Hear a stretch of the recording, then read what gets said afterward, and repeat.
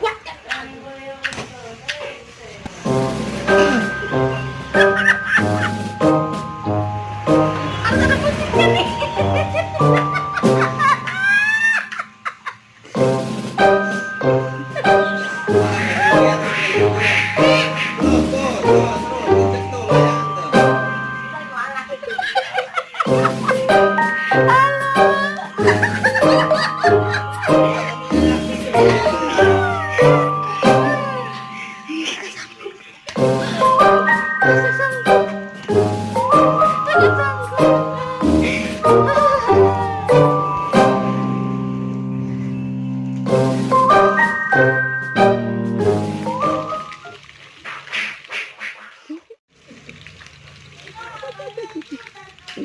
Ntar pulangnya.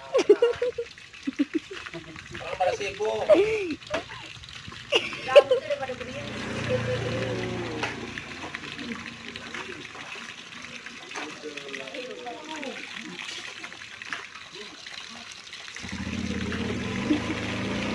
Goreng ayam.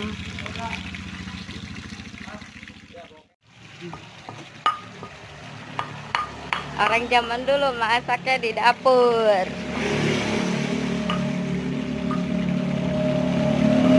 Tuh, tukang masaknya nih, tukang masak. Wow, masak ayam sepenci gede.